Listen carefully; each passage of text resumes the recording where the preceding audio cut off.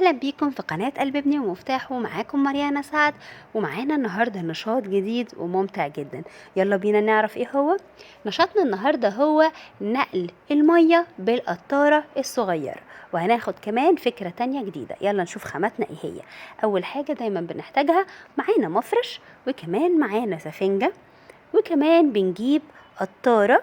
القطارة دي في منها مقاسات، أنا لقيت عندي صغيرة لكن في منها مقاسات.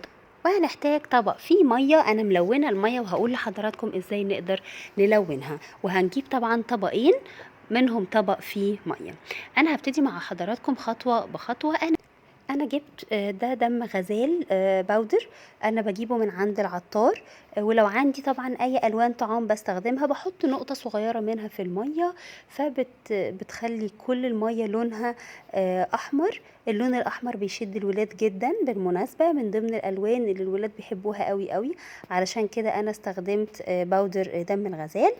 بعد ما بجهز ده وبحضره، ببتدي اقول للطفل يلا بينا علشان هنشتغل النهاردة وهنعمل مع بعض نشاط جديد وهنستمتع بيه.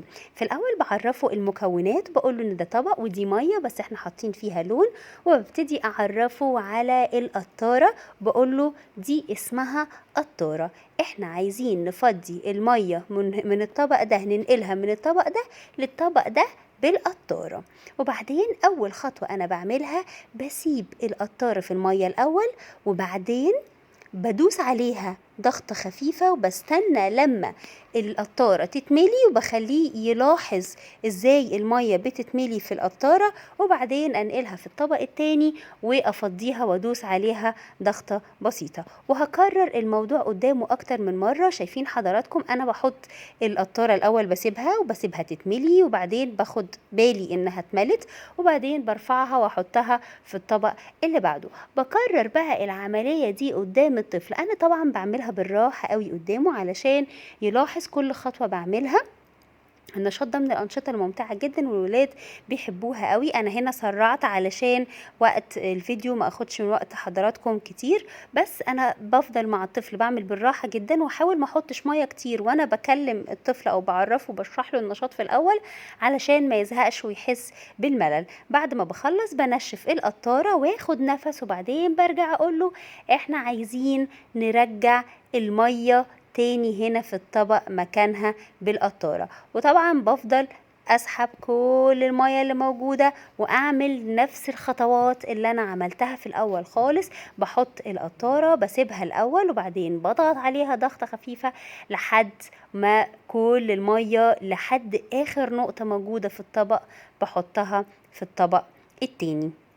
بعد كده ببتدي انشف القطارة وابتدي اقول للطفل انا خلصت. حبيبي تحب تجرب تشتغل النشاط ده وتشوف قد ايه هو ممتع وجميل؟ وبديله الادوات كلها ويشتغل بيها. طبعا في الادوات دي لما بنيجي نشتغل الانشطه دي كلها، يفضل ان احنا نلبس الطفل مريالة علشان ما يبهدلش نفسه. وبحط طبعا مفرش بلاستيك من تحت قبل ما بحط النشاط او اجهز النشاط. انا كده خلصت النشاط ده، ولكن ابني زهق واشتغلت معاه كتير. اعمل ايه؟ لو عندي بقى قطارة اكبر من دي، تعالوا نعمل ابتكار تاني من النشاط ده. بدل ما اجيب طبقين هجيب نفس الخامات بس طبق واحد وفيه المية، وهجيب صينية الكب كيك. ده شكل النشاط المعدل او المتطور اكتر، وده هيناسب السن الاكبر. ويفضل ان احنا نشتغله بقطارة كبيرة، لان القطارة الكبيرة هتبقى ضغطة واحدة هتملالي الكب كيك. بس انا قلت اوريه لحضراتكم علشان تشوفوا ان ممكن من نشاط واحد نطلع اكتر من فكرة. نفس الفكرة بقول لابني انا عايزين ننقل المية من هنا احطها في الخانات بتاعة الكب كيك، وابتدي امسك القطارة. وزي ما قلت لحضراتكم تاني، يفضل تكون القطارة كبيرة. انا هوري حضراتكم الفكرة وانتم تنفذوها بالامكانيات والخامات المتوفرة عند حضراتكم. الفكرة موجودة، لكن تنفيذها على كل شخص على حسب الامكانيات المتاحة عنده، وابتدي احط من فوق لتحت. طبعا انا علشان القطارة صغيرة فانا استخدمت اكتر من مرة، المفروض ان انا بحطها مرة واحدة، وطبعا يبقى القطارة كبيرة.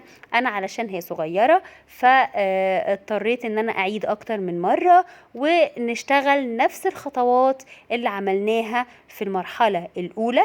وبعد كده بعد ما بخلص خالص وبفضي كل المية في كل الخانات، ببتدي اقوله حبيبي احنا محتاجين اننا نحط المية دي نرجعها تاني مكانها في الطبق ده. بعد كده بكون خلصت كل الكمية ورجعتها مكانها، ببتدي امسح وانشف القطارة وانشف كمان صينية الكب كيك، واقول للطفل انا خلصت.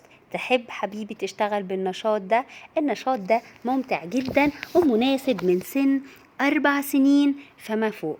النشاط ده فيه تقوية لعضلات الأصابع وكمان تنمية التآزر البصري الحركي، ده غير المتعة باستخدام المية في الألعاب. لو عجبكم النشاط ما تنسوش تعملوا سبسكرايب وشير وتفعلوا الجرس علشان يوصلكم كل جديد.